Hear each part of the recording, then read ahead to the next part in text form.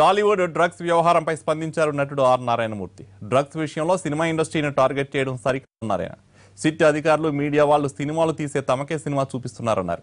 పెద్ద పెద్ద ఉద్యోగులు, రాజకీయ నాయకులు, వ్యాపారవేత్తలు డ్రగ్స్ వాడుతున్నారని, కానీ సినిమా వాళ్ళ వాడుతున్నట్లు భ్రమ కలిగి అరికట్టడం అవసరమన్న ఆయన స్కూల్ పిల్లలు డ్రగ్స్ కు బానిస కావడం బాధాకరమన్నారు. కాదు, చాలా సంవత్సరాలు బట్టది మన దేశాన్ని కాదు ప్రపంచాన్నే పట్టి పీడిస్తున్న పెద్ద భూతం అది.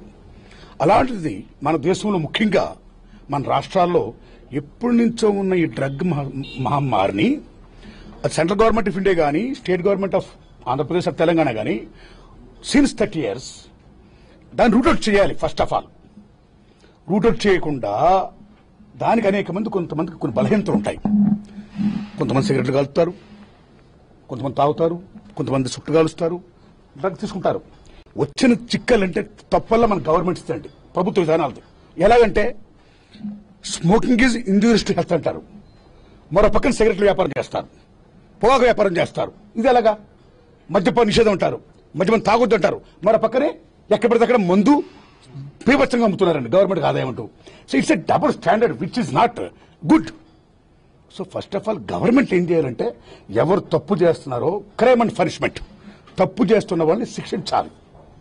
అది పోయి ఈవేళ కొంతమందికి బలహీనతలు ఉండొచ్చు, వాళ్ళు తప్పు చేశారా లేదా ఇంకెవరికి తెలియదు, నోబడి నోట్స్.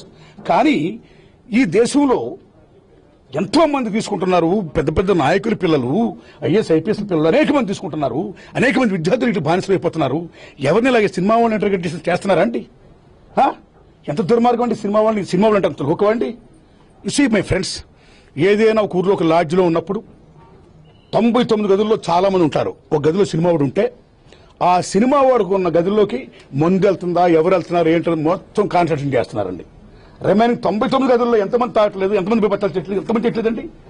సో సినిమా వాళ్ళు ఈ రకంగా చిన్న చూపు చూడడం, ఈ రకంగా ఓ పూరి జగన్నాథ్ గారిని కానీ, ఓ శ్యామ్ నాయుడు గారిని, చాలా మందిని ఆ రకంగా ఏదో వాళ్ళు తప్పు చేస్తున్నట్టు నిర్దోషులు వాళ్ళకి ఏదో తీసుకొని వాళ్ళని ఇంటర్గ్రేట్ చేయడం ఇట్స్ నాట్ ఏ గుడ్.